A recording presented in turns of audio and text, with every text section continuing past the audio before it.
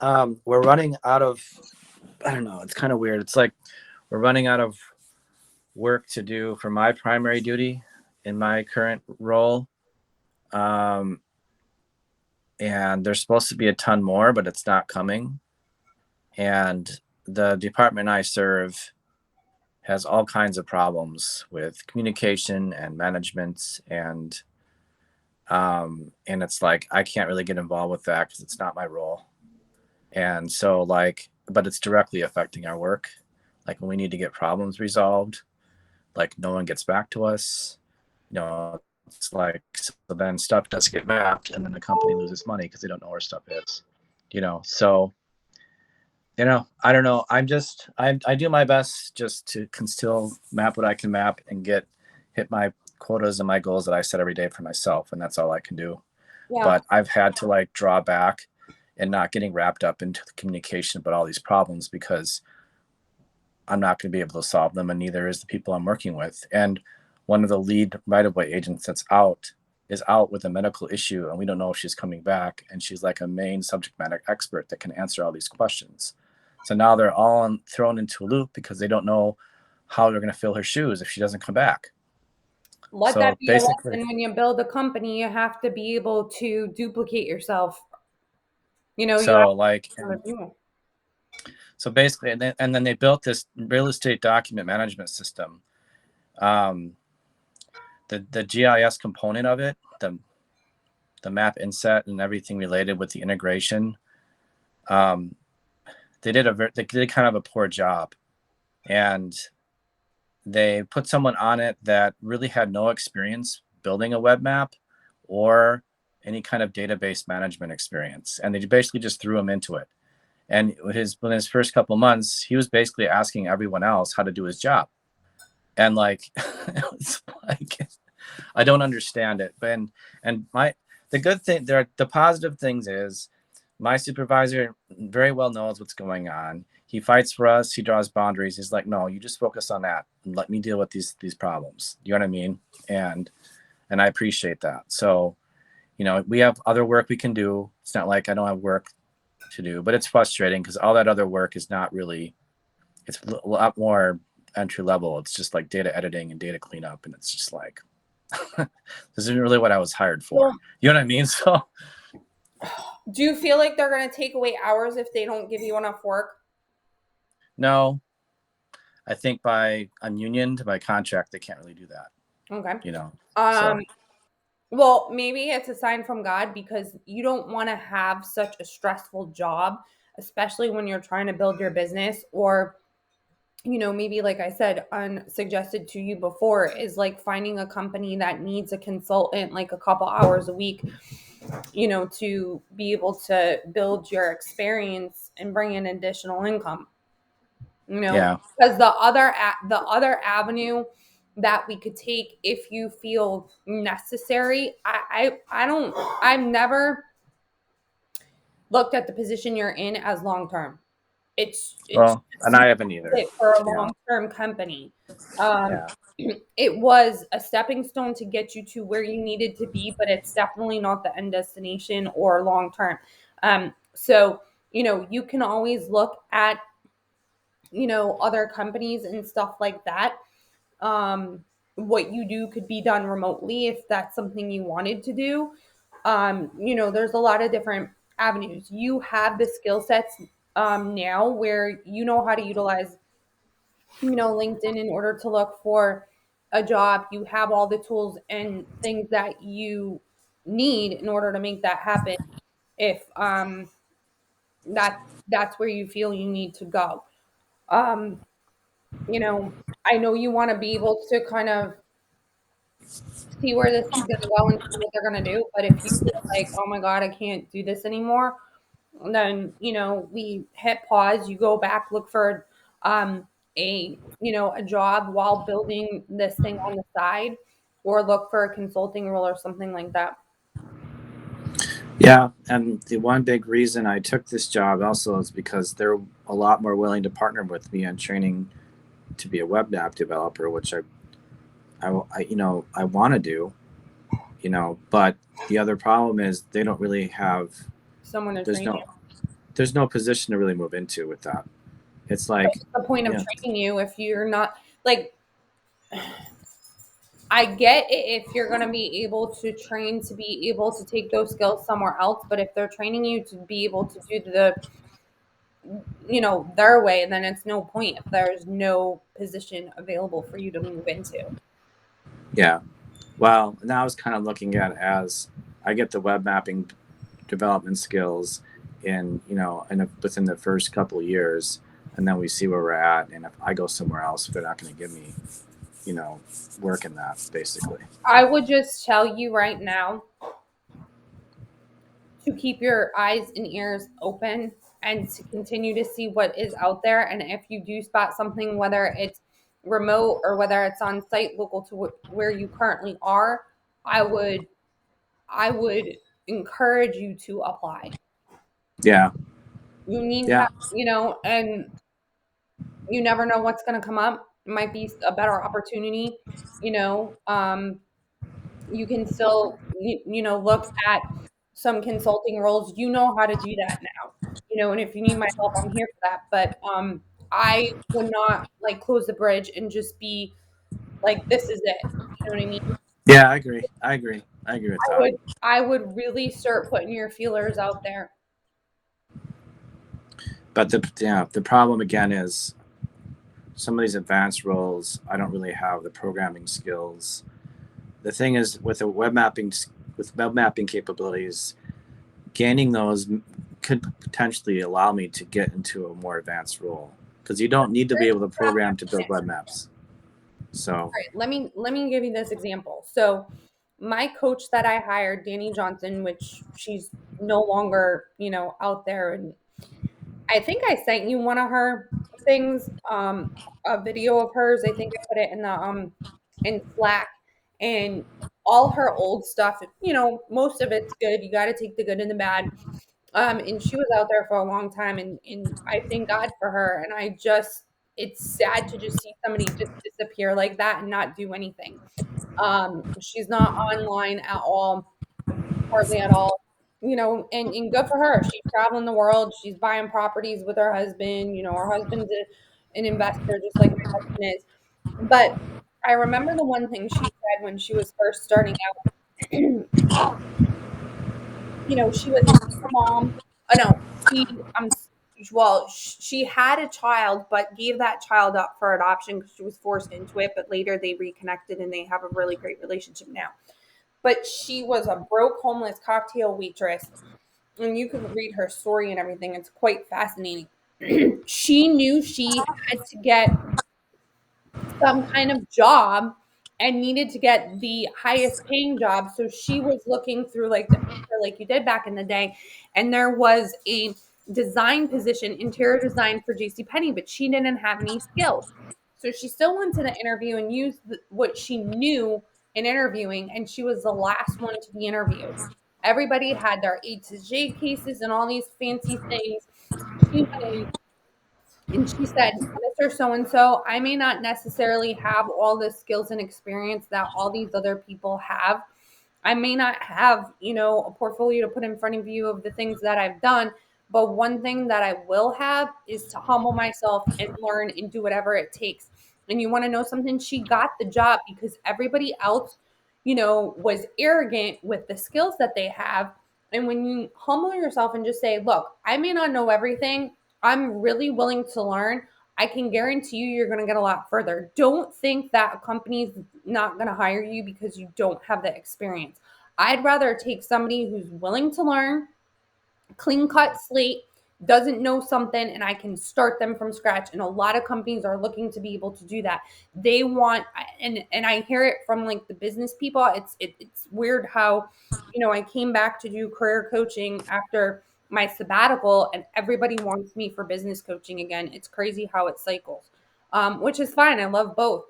But there is a guy that I'm working with right now, and he has a trucking company, a very, very lucrative trucking company. And he says, I would rather take on new truckers and teach them our way, our mechanics, and the way that, we do safety measures here to ensure that one shipment goes from one place to the next without any problem. And I totally understand that. So I think you kind of have to have an open mind and not be so worried about not having the experience. If a company does want that, we put in, on your resume or whatever, that, this is what you've done and you're willing to learn and grow in a certain worded format. Yeah. And again, Yeah. you can't when you're trying to go after something that you don't have any experience in. And I'll give you an example of a client I worked with a long time ago. She wanted to get into project management and she didn't have a lot of skill sets. We went out and we marketed her the same scenario I just gave you, and she was getting interviews. And so she finally got into a project management company, was there for a while, went to go apply for her PMP certification. As soon as she got it, she got a $30,000 raise in pay and was now making six figures. And there was no upward movement. And she ended up moving to another company and made an additional 30,000. So on top of all, you know what I mean? You have to start somewhere. And it's all in the interviewing process. Like I share with you, like, um, and then I can say is like, um, I'm sure that there's a lot of on your end. Here, let me turn off my fan. Oh, I don't want you to be hot though. I'm fine. Okay. Um, it's like having that conversation and letting the CEO or whoever you're interviewing with be like, you know, um, I'm sure that you didn't start as CEO. I'm sure you had a mentor to be able to take you under your wing and really learn what you know now. And I'm only hoping you'd be able to give me the same exact chance. So it's putting him in a position like, oh shit, I didn't start as CEO. I started somewhere, and yes, somebody did mentor me and groom me. And I need to be able to have that same kind of compassion for other people. So, you know, Well, and here's the other thing. One reason I decided to come to We Energies too is because they're a parent company over several other companies, and so it's not just like, you know the positions that I look at aren't necessarily just within We Energies. I can look at positions within the companies that they own too. You know yeah, what I mean? yeah, So, and especially if I'm building skill relative to what they do, you know, and it can go beyond them. I can use it within the same sphere, but maybe with a different company in their in the in warehouse. the in the portfolio that they own. So I Now, know. are Mhm. the other companies like individually owned and they're just partnered with them? Because the thing that I would look as a red flag is if your company currently is so disorganized with communication and a lot of other things, which it seems to be, that's going to trickle down to their partners too. No. Yeah, I can't remember how long they did the merger and stuff. We Energies itself is a Fortune 500 company. But I can already see, even with some of the mapping stuff, it's like they don't really coordinate on those workflows. It's like every company is still doing their own thing, and they're trying to figure out. Mm-hmm. Like a couple times, it's come up to where, oh yeah, we really want to align with what everyone else is doing, but in actual practice, it never happens. So, good intentions, but nothing actually comes to fruition Mm-hmm. because everyone's just used to doing things the way they used to do it. Yeah. And then, and then I've run into that so many times, and I'm just kind of tired of it. So, I I'm, would keep your eyes open. I would definitely keep your eyes open. Even if you put out a couple applications, not only that, but it's not a matter of just throwing applications out there, right? But it's a matter of knowing how to connect the right way, use your network, whatever. Um, I think I've shared this with you before. We're going. I think one of our biggest accomplishments from working last time is I learned how to connect during an interview.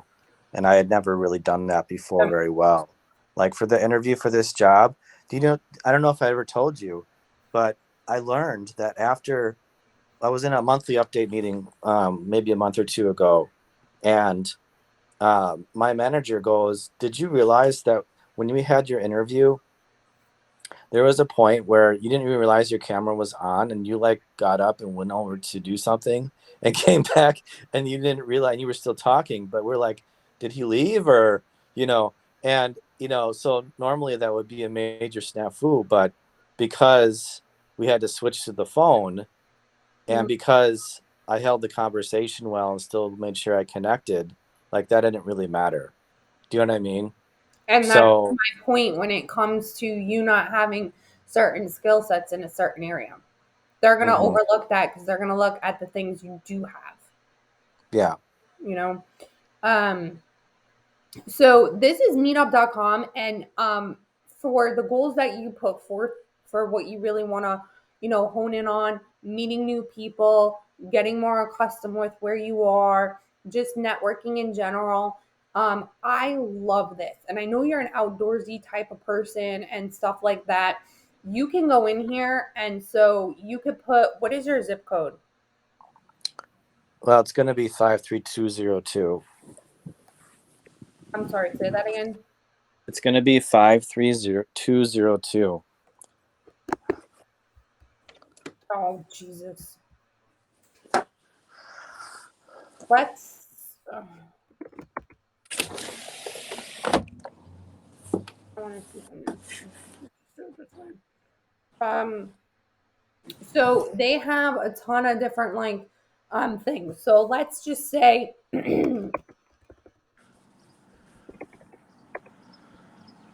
they have both online now. Because of COVID, they had to switch some things. But they have like networking, virtual networking, things for women, how business network. They have a ton of different things. They also you can do like job networking. You can do like hiking groups. This platform is really really cool. Oh, and I know that you're not on like Facebook. So I'm trying to find other ways for you to be able to get into networking stuff. So I would highly look at this and leverage this. And then another one too that I've used is Eventbrite. So you can go on to Eventbrite and right, I'm on a VPN, so everything's running slow. Um, and you can go in here and you can find free things, you can find paid things. It's just great, information. And there's business things on here, like when our church does events and stuff, conferences, we put all of them on here. So I would take advantage of these two things for just networking in general. Um, Okay. the other really cool thing too is um, they have chamber of commerce events, and if you call the several different chambers within your area, you could go to a couple of those for free, and you never know who you're going to meet. You know what I mean? There's always companies that are looking to hire. um, just go and network. And I almost feel because we were in COVID for so long and people weren't meeting face to face anymore, that that's now become a more popular thing to, meet. I mean, everybody's still doing the virtual thing, don't get me wrong, but it's nice to get out and shake people's hands. I know when I first started off, I networked like crazy. This entire state I knew up and down. And I was known as the closer. People were intimidated because I'd go in and I'd come out with like 10 appointments booked solid. Um, that's no longer the case here in Connecticut. It's not really that big of a networking type of a thing, but I network everywhere I go. Like, no joke. I was in the dollar store yesterday and the manager was like literally talking to the um the checkout lady, and he's like, "Oh, you're going to sell at least one lighter today because they have to meet certain quotas for products even at a dollar store, go figure." And I walked out because he held the door for me, and I said, She didn't even ask me if I wanted a lighter. I said, it's the one for bonfires and barbecues. And I said, had she asked me, I would have bought one. And you know what his response to me was? Oh, well, we just can't get good help anymore. And I almost wanted to say, and I thought about this, and I think I'm actually just going to drive back there and see if she's there and see if he's there and be like, I kind of thought about it. It's really not the hire, it's the management and how you're choosing to train her. And, I'm just going to go up in there and be like, hey, listen, can I give you a little bit of advice? Because I know you really want to sell some of these, and I'm not sure if you're, paid on commission or whatnot. Even if you're not, the way that you get promoted in a company is to show them you know what you're doing. So can I give you a scenario on how to sell the most amount of lighters in your store? And imagine, and it's not a matter of me wanting to get business or me wanting to go consult people that work at a dollar store. It's a matter of I'm giving an example and I'm just networking, and everybody else around me now is seeing what I'm doing. You know what I mean? So Yeah. that's how you have to think. I'm always like, how can I bless somebody today? I ain't going to get nothing out of it. It's just like, how can I bless somebody today? And that's how I've always built my network. So when I get the phone call early in the morning that says from a social worker, I have a client and she doesn't have any food, I know where to go, how to get it. And that's what I did yesterday. I loaded up my whole car because of my network. So Uh-huh. keep that in the back of your mind. Networking isn't just like, let me go to a networking event or let me be online and message some people. It's all about wherever you go, who can I bless today? Who can I make them remember something special I did? And you're going to go far. So that's my little tidbit for you. So you utilize Meetup, utilize Eventbrite. It's a great way to be able to meet friends. It's a great way to be able to, learn something new, dating, whatever the case may be. Eventbrite and meetup.com. All right. So in regards to this, and keep your eyes open, keep networking. Like, I encourage you to at least spend 20 minutes to a half an hour networking on LinkedIn. And I don't mean like going and all this security. What in the world? I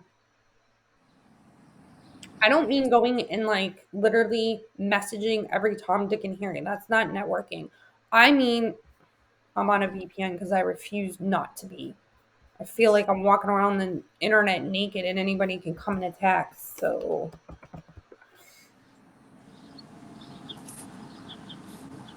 I freaked out this morning because there was a post on my Facebook page with a video stating that my cousin in Florida died in a car accident and it was spam. I'm like, you've got to be kidding me. That's terrible. Isn't that terrible? I reached out to my sister because it was on her page. I'm like, did something happen and we not recognize it? She's like, no, this is spam. I'm like, go reach out to the family because I don't know. And then I'm like, oh, and then I look like the ass because I'm saying, oh, well, I saw that you died. Oh So my God. the way that I go about networking here is not just reaching out to people. And again, I didn't expect this call to go this way, but I think it's important. And it's not a matter of what I think, it's a matter of what God thinks. And we didn't even pray. So let's pray. Father God, Lord, we just thank you for this opportunity, Lord. I thank you for Peter. I thank you for what you're doing in his life and how you're blessing him and how you're navigating different areas in his life for him to be able to grow, Lord. Continue to use me as a vessel. Allow me to hear from you. Allow me to know which direction I need to go to be his co-pilot in this process of him building his consulting business and understanding where to go in his career. In Jesus' name, amen. All right. So wait, are we aiming towards I thought we were coaching on the life coaching stuff. Or are we doing consulting? I just mean consulting. When I mean consulting, it's life coaching, or it falls Okay. under Okay. I I'm say sorry. consulting as a general term. Yeah. So when you want to network, because I want you to not be so focused on the coaching and the consulting or whatever, that you miss out on a good opportunity for you to elevate your career, because it's going to take a while for you to have to transition, right? Even if you go and you get some experience with being able to get, something part-time where you're like consulting somebody once a week or whatever the case may be, and they're paying you to do that, so you're building experience, you still want to always kind of keep your eyes on the horizon. I'm always keeping my eyes open. My husband and I have always done that.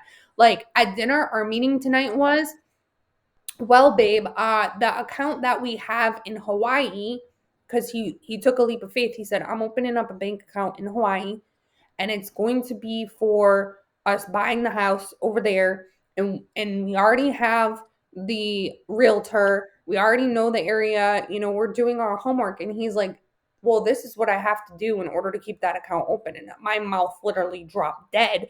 I'm like, are you serious? That's a huge chunk of money. And he's like, well, are we gonna walk in faith or are we not? Right? So we're always keeping our eyes on the horizon of where our goal is, and regardless of like how challenging it may be, it's always taking that leap of faith. So one of the things that I would recommend you doing on top of what I'm going to show you in a minute, we're going to go into how to hear your ideal audience, but it's always important, no matter what you're doing, is to build your network. So when I build my network on social media, just a quick recap, you're going to want to go through certain things, see what's really populating. Even if nobody's commenting on something, be the one that comments, um, be part of the conversation. And then if you see something like this lady, I actually just started following her, okay? And I noticed that, I think this is her. Hold on a second. Yes. And so I noticed something that she ended up like writing about, put up a post.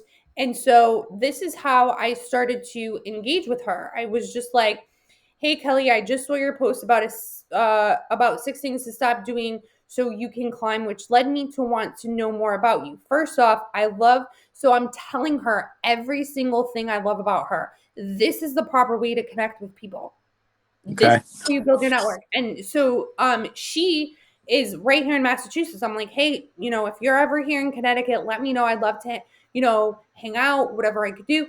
And it was a really great conversation. And she has a podcast. I'm like, if you're ever looking for anybody, and I also asked her as part of her company, I'm like, do you guys have someone that, you refer to as far as like LinkedIn coaching? So it's an open door. Does it mean I'm going to get something right away? No, but it's building my network with people that, excuse me, I know are my target audience, and that door is open, right? And I didn't think she was going to respond, but it's all in how I did it. And I can copy paste this just so you have an idea of how to phrase kind of like a message. Obviously yours is going to be different, but you can understand where I'm going from here. This is the same way. This is the same exact way I was able to find one of the coaches that I was working with last year, who has become awesome individual who I bounce a lot of information off of. Same thing. This guy, I don't know if you follow him. Where is he? Joshua B. Lee, same thing. Him and his wife all the time. Even if I can't show up, even if I'm in a sabbatical, they're always checking in. Hey, we're running this event. Can you join? Because I was on a lot of their webinar type of things, and I'd be putting in the comments, hey, here's a suggestion. And you know what happened? I got known as the person who knew something a little bit different that they weren't taking that avenue of eyes and looking at. And so they'd reach out, hey, you know what, Courtney, can you be on this? Can you be on that? So sometimes even just showing up to a, event. I mean, right here, LinkedIn has a whole bunch of like events. So if you go to somebody's page right now, he doesn't have one going on. But if you know someone who does a lot of events like that, reach out, say, hey, when is your next event? Or pay attention to the event page. If I just randomly go here and I search like marketing and then I go to like events, it's gonna show me, or it should show me if this thing ever wants to work properly. The different type of right there, all the different type of events that I can go to, and then at first just listen. Maybe you want to give a compliment, maybe you want to give a suggestion, and then people start to get to know who you are because you're continually showing up, you're continually commenting and engaging. So there's that. This is new to LinkedIn within the last year. The events, again, COVID kind of populated this, but take advantage of it because it's part of your membership. um, Okay. I think you can access those for free. You don't need to have like a paid membership. But I'm going to tell you something. Side note here, this sales navigator is worth every penny. And when I tell you to turn on the green light, what I did is I'm on the free one right now because I just came back, right? So they're like, oh, she's back. Let me give it to her for free. And then I went to go cancel the membership. They're giving me, I think it's either 2 or 3 months at 50% off. So, always ask them if they have a deal, or sometimes they'll give you one, but it is worth its weight in gold. And I'll tell you more about that later. But the filtration of me hitting my exact target clients, like I want Christian people, I want people who have this keyword on there, and I want people who posted in the last 90 days or changed something here and there. It's phenomenal. So before I used to curse it up and down because I thought it was a waste of money. So there's that. Okay. All right. So what I want you to do for your homework, because you are reading that book, How to Hear Your Audience. One of the next things we're going to go over is identifying your ideal target customer and creating the customer avatar. Have you ever played the Wii, the video game? Yeah. And you know how like they make you literally design it from like hair to eyes to glasses? That's basically the best example of what I can tell you the worksheet's going to be like. Like, you want to know when your ideal client is going to be online, what are they reading, what are they consuming, what are they looking for, so you know what kind of content to put out, when to put it out, so that you get the most engagement and interaction. So, Okay. do you have a question? Well, just a comment. I ran into this when I dabbled a bit with UX design, because that's part of it too. It's a similar process where you identify your ideal user, basically. Mm-hmm. So I'm familiar with the concepts.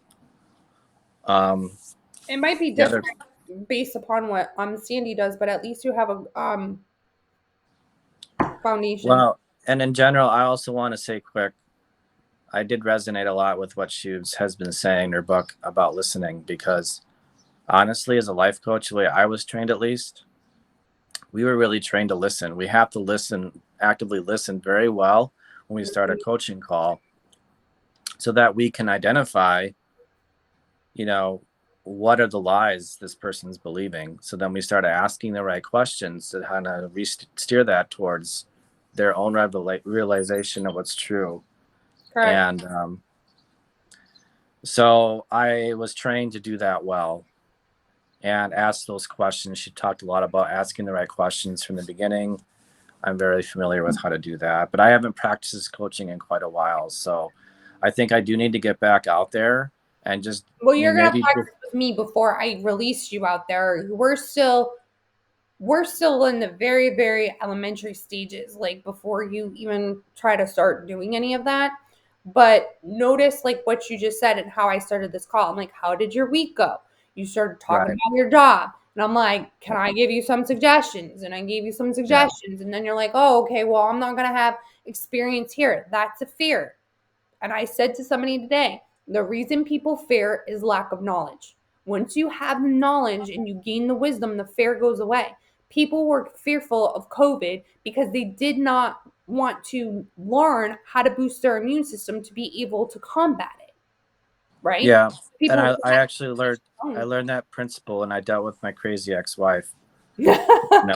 No, I'm serious. No, I'm serious. There were times when I was just at my wit's end. There was all kinds of stuff I could have legitimately been freaking out about. But I remember one of the counselors that I had said to me directly at one point, he's like, if you're afraid of, if you're anxious about something, you need to go get more information about it. Do you know what I mean? Basically, Yeah. do something about it, basically, instead of just sitting there and wallowing in it. Yeah. So, yeah. Because I was talking to somebody today who will become a client if he reaches out. He may, I don't know, to you just to ask questions because you're on the list of recommendations. But he was stating how, and he's a Christian, fearful of having to pay taxes. I'm like, dude, if you're making $1 million a year in a business, are you really going to like cry when you have to give the IRS $10,000? Let's even say if it's $100,000. Are you going to cry because you get to keep all the rest of that money, minus what you choose to give to God and everything else? I said, when you're making $100,000, you're going to look for places where you need to put your money so you could reduce your taxes. You're worried about paying Uncle Sam? I said, the reason you're worried is because you don't know the laws of how to be able to maximize your taxes.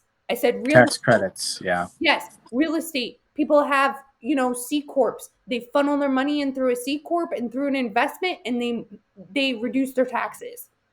I said, you have not been educated, therefore you're fearful. Do you know his whole demeanor went from here to, he was like, holy shit, you're right. So Yeah. that's what you got to do. All right. I'm just writing some notes down so I don't forget what we're talking about here. Okay. So in Sandy's book, she says that you are literally consumed on a daily basis with other people's opinions, other people's thoughts, other people's whatever. And the marketplace is consistently telling us that book was written, Jesus, when I first started out many years ago. And exactly what she says is still happening today. That's why I have my clients read it. A lot of stuff that marketers put out because technology changes all the time is not necessarily held true today, but her book is. So, for example, YouTube in and of itself is a search engine.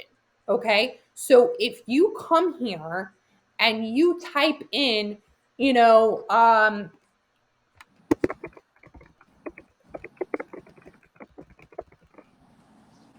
just something basic, boom. Now, what you want to do is you want to go ahead and you want to look at okay, so this was like 5 months ago. This has 9.8 thousand views. So you want to look at something that is super relevant and the views, okay? So I'm just going to put this in here. I'm just using this as an example, okay? And what Sure. you want to do is you're going to want to create an Excel spreadsheet. And I know you're good at that. So you're going to have a column that says YouTube, Google, maybe a blog platform, even things like, what topics are they talking about on different platforms. For example, Fiverr is a search engine as a matter of fact. I have this amazing guy that I found, and I don't always love Fiverr. My husband's had so much.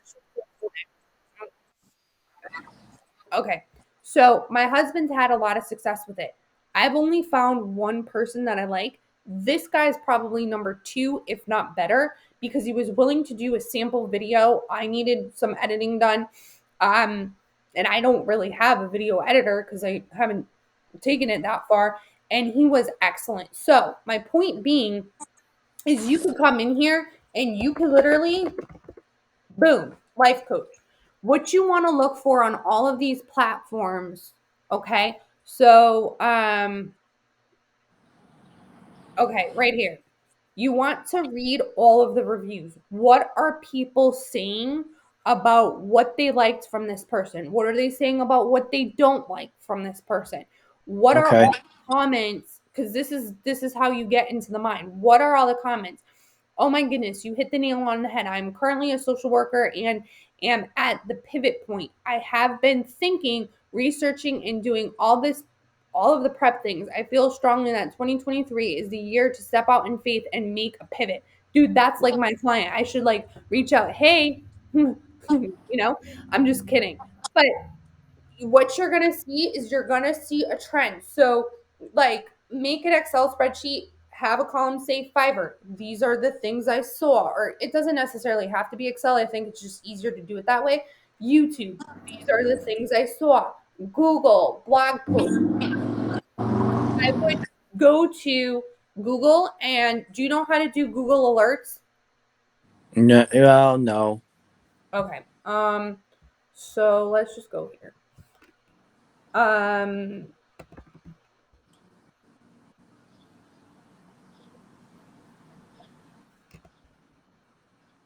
Google Alerts.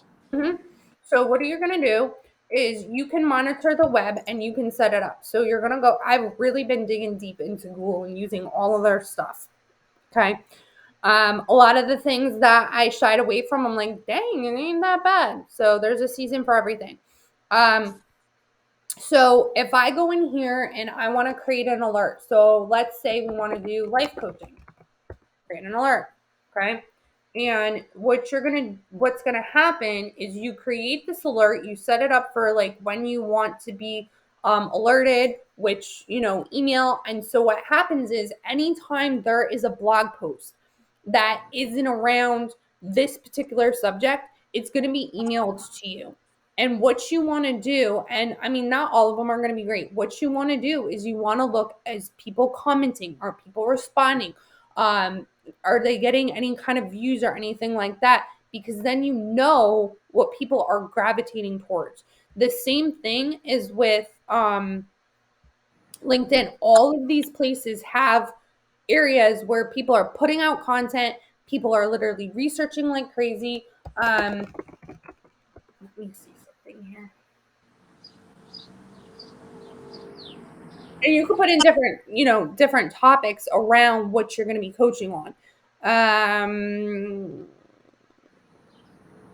You could do posts. Where's my newsletter section? So you could do like posts about what people are talking about. It's all over. I mean, you want to know what my secret success is? This is that girl I was telling you about, right? She's got 194 comments. Somewhere in there, you're going to find something, right? Right. You can, because if you find like a lot of life coaches, like the people I've showed you here, and you go to their activity section, man, what happened to the new? I hate when they do this. Oh, but what's wrong? I hope he's okay. I think it's because I gave him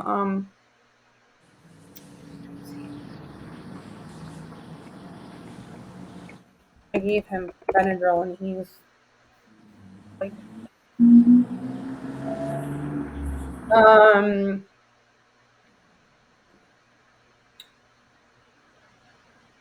so if you go in here, I think maybe not. No. I love this guy too. Joshua, he's another great guy to follow. I don't understand where the new newsletters went to. Like, I know if I go in here, please tell me they didn't get rid of them. Nope. Because it says write an article right here.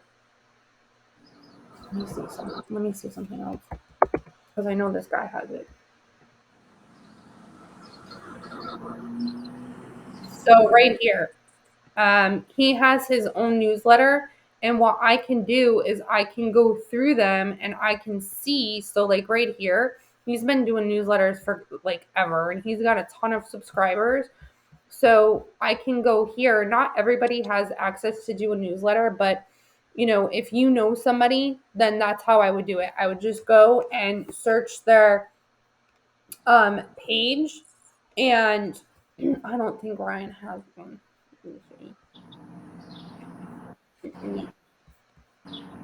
Let's try. I'm trying to think. Oh, let's try Gary Vee.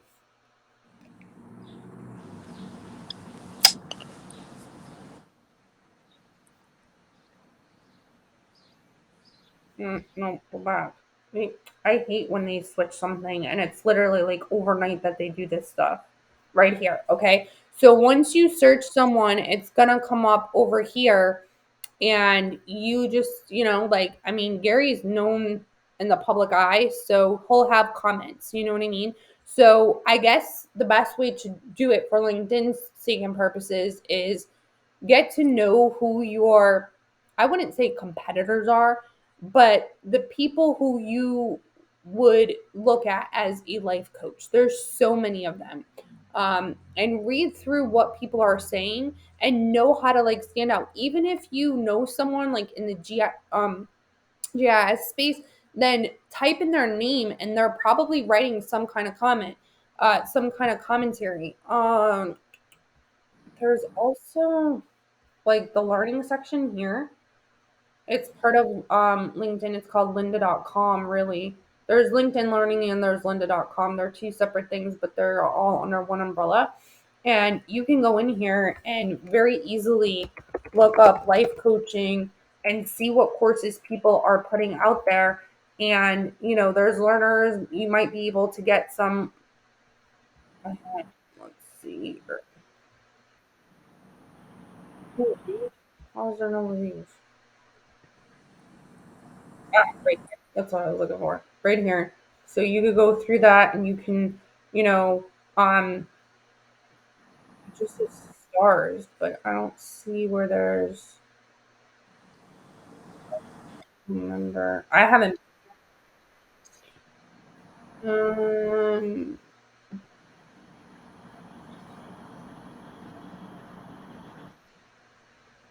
so it's under the Q&A section that you could go if you wanted to kind of look at the different things. And that's the cool thing. Like when you become an influencer, you can go and you can put your course on LinkedIn and, sell it and stuff like that. Um, I- there's so many things inside LinkedIn that you could do. It's like redonkulous.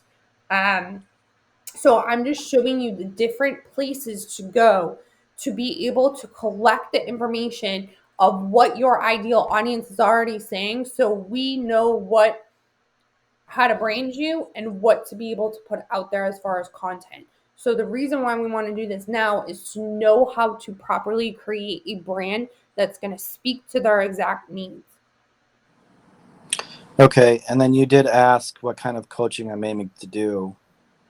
Right, I did respond to you earlier this afternoon. Yeah, I looked at that briefly. Let me.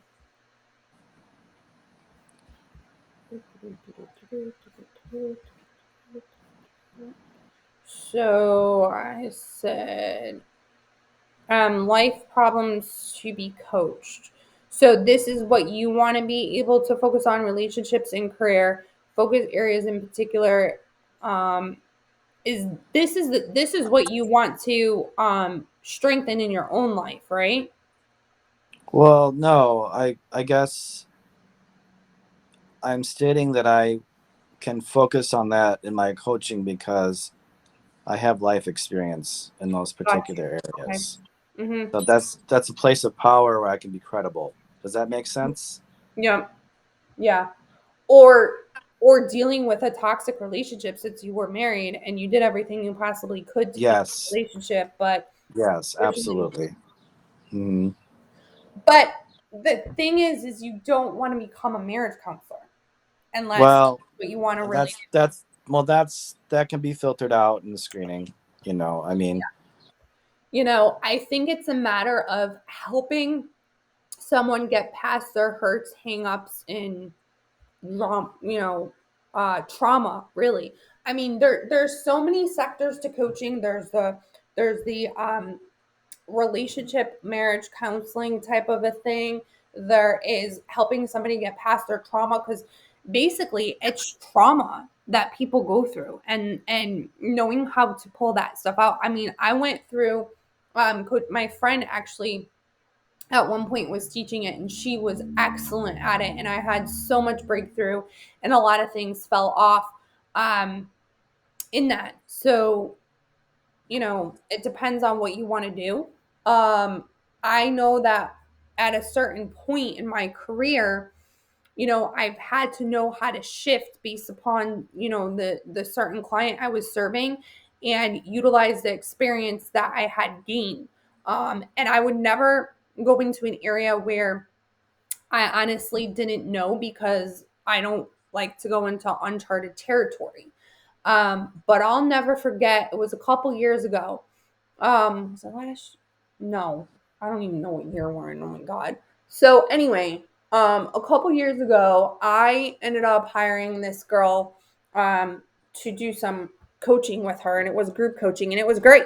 Um, she was the first one I started to learn, like, the trauma, and how to do some healing and stuff. And then I went and hired another friend of mine, and she was part of Danny Johnson. They both are part of Danny Johnson, but two totally different ways of doing things. And in that was a girl that then became my client, and her and her husband were going through, like, really bad marriage stuff. And I had gone through marriage counseling. We were doing really well and everything like that. And, you know, I told her, this is what you're going to have to do. And I gave it to her hard on, because, like, her husband was watching things he shouldn't be watching, drinking, partying, and acting stupid, and coming home and destroying the relationship with the kids and everything. And I gave it to her hard on, and she didn't work. And I said, God will take care of you. This is what you have to do. So I released her, and then I followed up with her a couple months later, and she goes, Courtney, you won't believe what happened. And I said, what? She goes, everything that you said came to fruition, and God's really restored it 100-fold, 360.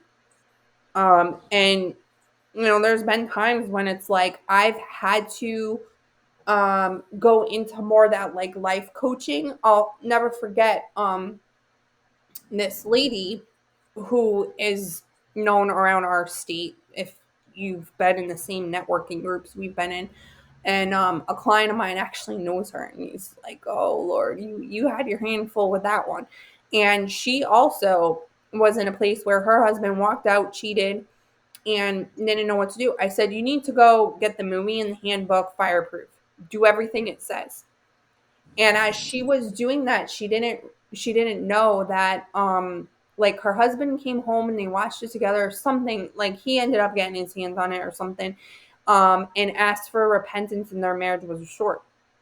There's been times where people have said that they wanted to commit suicide, and Courtney goes as, like, a detective to be able to do what I need to do to help them, and find where they are and get them the proper help. There's been times when, I'll never forget the time when I had working with a lady who was married to another lady, and God convicted her by me being a vessel and ended that relationship. So I mean, I look back, and I was having this conversation with my husband. I'm like, oh my God really, like, threw me in the fire with some people, and never thinking I was ever qualified. And all I Yeah. can do is just show up and love on them, because you never know when you're going to get thrown in, and you're like, oh God, how do I do this where I come across loving and not judgmental or anything like that? And, God just sometimes give you the words. I'll never forget times when, I thank God I went to training to recognize when somebody is being sex trafficked. And it's happened in our old church. It's happened when I've traveled, but I had the tools to know what to do in order to rescue people. You'll see a lot of things, like, online, if you watch a lot of different influencers who really focus in and around that. How, you know, um, when if you're a waitress, they're training waitresses now, or coffee baristas, that if they hand you something and say, hey, this is my order, and there's certain things written on it, you know what to do in order to respond to that. Or when the dispatcher when you call the dispatcher and you're like, hey, I want to order a pizza, and they ask you certain questions, and then you know how to respond. So these are the things that are popping up in society for people to know how to navigate and how to get help, so they're not digging themselves in further pain, if you will. Yeah, I was trained to not give advice. I was trained to just basically it's just managing the truth, and it's how you present how you I basically was trained to come alongside people to help them understand and see the truth and then respond to it. So Yeah, I guess you're trained. I mean, look, I'm Christian. It says it everywhere that I am on my website, on LinkedIn. I mean, at the end of the day, you're going to get a little bit of Jesus out of me. I'm going to direct you back to the Bible, to Bible verses. That's the truth. That Right. ain't my opinion. That's the truth. You want to live a Christian biblical lifestyle? Let's open up the word and see what God says. Because I ain't going to be the one to convict you. I'm just going to be the one to confront you. Let God convict you. Right. Yeah. That's how I coach. I'm not here to bash it over somebody's head, but if you want to be set free, healed, and delivered, you need an extra dose of the Holy Ghost. You know what I'm saying? Yeah, and I have very strong convictions that I want to be very overt about that fact. I'm a Christian, so if you don't want that, go find another life coach. Basically, Yep. honestly, and then To me, because you want to go cheat on your husband and think that that's okay, and you want my advice on how to end your marriage, like, no, I'm dead yeah, serious. I am dead. yeah, no, really, it's like if they don't have a value base that's in line with who you are, then they're not the right client. Basically, is No. what that comes down to. And then looking and listening for the right clients. I want Christians, to be honest. I'm gonna be. Oh, you want to hear something funny? So, I was on vacation last year, and my old college friend messaged me. She's like, "Oh, I'm coming into town. Are you gonna be around?" So I came home from vacation early in order to meet her because I'm like, "Oh my gosh, she remembered me so much to even reach out." We were really close, and she's had a very tough upbringing, and she's of Indian descent, and I dated an Indian guy, so I know what that was like. It's hard. You are brought into an arranged marriage. You don't know anything about the person. The family picks it out.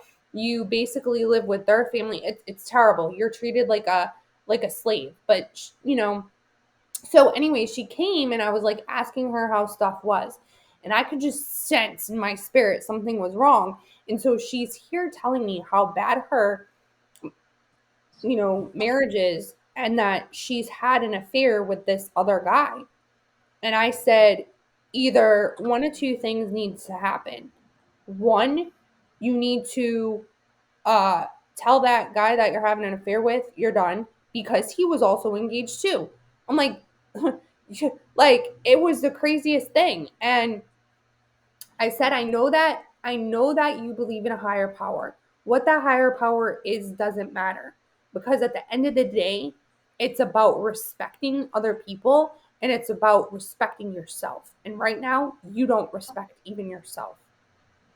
And man, she broke down like crazy.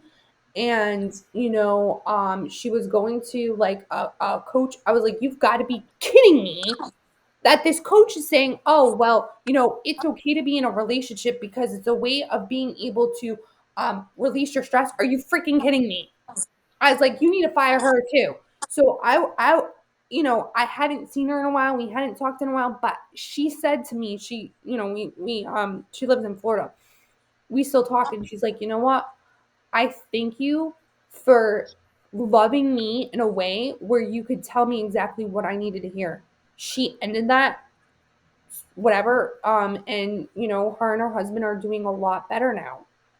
And it was the fact that he had trauma in his life and he didn't know how to connect. He didn't know how to engage. He didn't know how to properly love her in the way she needed it. Mm-hmm. But it was just that one, conversation, and you never know when you're going to change somebody's life. But if I didn't stay true to my values and show her in a loving way, then, and I'm like, oh yeah, okay, It's okay to have an affair. Do you know what an affair did to my mom and dad's marriage? And you know what it did to me and my sister as kids? Get your shit together, lady. You know, Yeah. like, when you have that much compassion about something and you love someone, especially as a friend or just another human being in general, it's like you have there's no holding you back from really telling them the truth. It's not an opinion, it's the truth. Like, if Well, and I can give a perfect example of that. I'm not going to go on a long story here because we only got like 10 minutes. But anyway, I have a good friend from high school, and it's a female. She's actually in Wisconsin, and I I actually had developed feelings for her at some point. But anyway, we're through that. We communicated that it's fine. But I have the type of friendship with her that I can sit down and I can look her straight in the face and I can tell her how I feel, what I think is true. And I it came to the topics of sex, and because she was very open at points about the fact that she's been basically having sex with all these boyfriends she's been with. You know what I mean? And I just flat out said, because I don't know how, it just was a kind of weird natural conversation we're having on the phone once. It mm, was like talking about sex, and I'm just gonna be honest with you, Tina. Like, I've never had sex before marriage. I may mm, have had struggles, but I never had sex before marriage. You know what I mean? And I good for just feel you. very strongly about that. And I remember the pause in the conversation, and it was the tone of the conversation changed a little bit, but I kind of came right out with it because I guess I don't know, I had sensed that before and I knew that about her. And you know what? Only maybe about a month or two ago, I she don't have texted a me. hard stop. I made sure I checked on my messages because so you're fine for a time because the gentleman got hooked held up at work. I was supposed to meet with him at 4:30. I called him and he was held up at work. So you're okay. I just wanted to check so that way you don't feel rushed. Okay, that's okay. And then so anyway, I was just saying a month or two ago, I was just checking in with her like I normally do, periodically, and she was like, "I'll just have you know that my boyfriend and I have decided to be abstinent before marriage." That's And I awesome. and I know that's because of what I confronted her on it, Mm, and I remember just responding and saying, I I knew when I talked to you about that, it made you mad. Do you know what I mean? I knew it pissed her off. You know what I mean? Because it did. She told me that when I saw her face to face. mm-hmm. But it made her think, and now she's with a guy that really, I think it's a good relationship. They're probably gonna get married. So, I mean, that's the kind of stuff that You never know when you're going to touch somebody's life. I just kind of hung my balls out there and I said it. Do you know what I mean? Like, it was like, because I cared about this person. Do you know what I mean? Mm-hmm. So anyway, that's an example. Mm. Yeah, I mean, it's crazy and I always tell people like write this stuff down because, it's like victory. You know what I mean? Like God's using you and so on your days when you feel like, Lord, why am I not being used? You look back at that and you're like, okay, you know? So, yeah. I mean, So, I but I just need to trust God in those situations where I may be presented with, you may need to say the truth here. And I don't know, I don't want to give direct advice because I think I've always felt very strongly about the fact that people need to own. They need to be presented, they need to be brought to a place where they see the truth mhm, and then they embrace it, but they need to own it. They need to own their own decisions, right? right. Because otherwise it's not going to have as much impact. Well, like in a situation like let's say somebody cheating, right? My friend. It's like, well, what is this currently doing for you right now? Are you feeling happy about it? Are you feeling sad? You're obviously sad because you're convicted, otherwise, you wouldn't have said anything. So, you really honestly have two options. Do you know what those options are? One, you know what I mean? So, like, you're asking the question, but then they have to come to the realization to understand, yeah, well, I really, it's either going to end in divorce and really bad, and my kids are going to be upset, or, you know, I end this now and at least have some kind of, you know, repentance or something, you know what I mean? So like you're allowing them to figure things out. Anytime you're having a conversation, whether it's coaching, whether you're trying to get a prospect, you are the detective. You're asking questions and searching. And Yep, then in absolutely. order to bring to the close, you're just repeating exactly what they said. Yeah, that's how I was trained. I was basically like, okay, this is what I heard. Am I hearing this correctly? Okay, keep telling me your problem. Keep telling me your problem. That's the first stage. You got to know how to dig deep because, Yeah. you know, it's like, okay, well, it's funny you say that. What happened during your childhood that made you, you know, or made you feel wired that way, or made you feel like you weren't being heard? Or it's normally always something that's rooted back to their childhood or back to something, a life event that made them the way that they are, you know? Hmm. So it's just a matter of literally asking proper questions, direct questions, having them really dig. And I just know that from the like 5 million hours that I've spent in like counseling from when I was little. My parents did not have a good marriage at all. Yeah.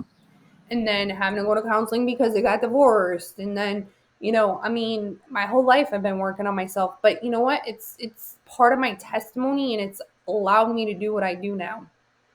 Yeah. Well, yeah. I still deal with the wounds of abandonment off and on, and I'm still going to be careful with that, stuff like that. So, Do you have a that's, relationship with your parents? well, I mean, my mom's dead, and then Oh, I see, I don't have a didn't know relationship. that. When You did didn't know it? my mom died? Mm-mm. When did Oh, she I pass guess away? she passed away in May of 20, randomly, just suddenly. She just kind of dropped dead from a massive second stroke. This year? And no, this was May of 20. This is Oh, actually geez. right I around just this. heard May 20. I'm like, oh, wow. Yeah, this was right around the same Memorial Day weekend in Oh, 20. I'm so And sorry. it was very hard because I don't know, it was like I I guess I'll just share the story. You know, she I had talked with her on the phone like 2 months earlier, and she lived on housing authority money because she basically lived on public assistance. She wasn't very well off at all. You know, she lived basically in poverty according to American standards, you know, and she rented her whole life. And so every time the summer housing authority inspection came for her so she could continue getting a rental assistance, right? She always got stressed out because the landlord was kind of a weirdo, and he would always be over there at random times doing stuff and never gave her a privacy. And so he had to come around to fix stuff for the housing authority inspection, right? So that March and April and May, you know, was always kind of like higher stress periods for her because the inspection's usually in June. And then she was having medical problems. Like she had to have a colonoscopy done. I think her doctor recommended that. And then she had an ulcer in her esophagus. And that they found, and she was given iron supplements for that. Well, they had to take her off her blood thinners to do whatever they had to do for the medication for her esophagus ulcer. Well, anyway, I randomly get a call one Sunday night at the end of May, and my middle brother's sobbing on the phone. He's like, "Mom's gone, man. Like she's gone. Like you need to come home." And I'm just like, I was in shock. I was just like, okay. Unfortunately, I had enough leave, well, like a family paid leave bereavement policy that I could take 3 weeks off, not have it affect me. But like, it was basically a long story short. It kind of reopened wounds of abandonment because my mom basically died alone. Her phone wasn't working. Like she was having issues with her phone. She couldn't call anyone. And she basically died alone, and they didn't find her for 2 days later. Like my middle brother had to call the police to do a wellness check. So, and then they found her, and you know, and it was like, And so I just felt it was the first time ever in my entire life I had been mad at God, because I felt like he dropped a bomb on us and didn't we never got full explanation as to what really happened in total. We knew she died of a second stroke, but we didn't know like all the other circumstances. He didn't allow that to be revealed because we couldn't afford an autopsy. It was like 10 grand. You know what I mean? Really? And yeah, yeah. And so we had to rely on the medical examiner's report with the police, and so, and then it was COVID and we couldn't get a memorial scheduled anywhere because other churches were closed. So I came home for a month. We couldn't do anything. So I drove back to Colorado and flew back first weekend of August to do all the memorial stuff. Mm.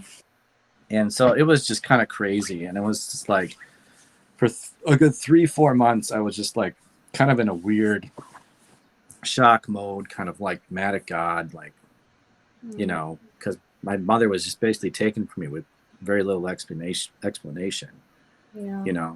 So That's hard. Do you have a but relationship with your dad? I don't have no relationship with him. He doesn't choose to engage. I've written him like 3 times in the past 10 years. And my youngest brother wrote him when my mom died and was like, yeah, mine passed. You're welcome to come to the funeral. Well, we knew he wasn't going to come, but we did send it certified. So at least we know that he's still alive and at the same address. But Mhm. that's pretty much dad. Do you know what I mean? Like, so I don't really have parents in effect. You know what I mean? Mm. So, and that's You and kind your of one brother, reason. you and your siblings are close? Yeah, I think our relationship's gotten a lot better over the years. Mm-hmm. And, one reason I came back here was to be closer to family because of my mom having died. I'm like, I'm not gonna let that happen to any other family member. That's just terrible. Yeah. You know what I mean? So How many are you? How many siblings? I have 2 younger brothers. One's 7 and one's 4 years younger. Oh, okay. So the one that's 4 years younger is here in Milwaukee. Mm-hmm. He's got a fiance and a daughter. That's Mm-hmm. 3. And then an aunt, and then my cousin, and then another cousin, and then another cousin lives up in Wausau, and then the 4th cousin lives with his wife and 3 kids in Philly. But that's basically my family. Yeah. Okay. And then you have a home church now, so you're trying to get connected that way too. Yeah, that's one reason I was feeling a little depressed this morning. 'Cause our men's group just ended for the season. I hate it when they do like breaks with small groups. Just like I don't understand it, but I do get it when it's like families and they have all their summer busy events or whatever. But I'm like, fortunately, I know one of the guys pretty well. I've connected with him pretty well. That's leading the men's group over this summer, so I'm going to join that on Monday nights. Well, And that the allows you to be able to like go to like Eventbrite or Meetup or even the LinkedIn meetups, and try to go to some networking groups or even online and stuff to engage that way. yeah, no, I am actually involved with a few meetup groups already that I'm fairly active with. One is pretty active.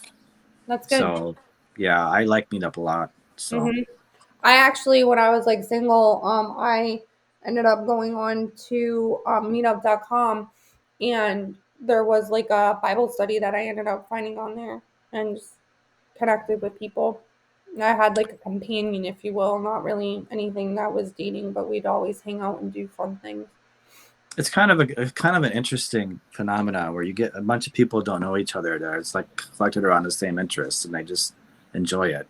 You Yeah. know, it's Hmm. cool like that. So Hmm.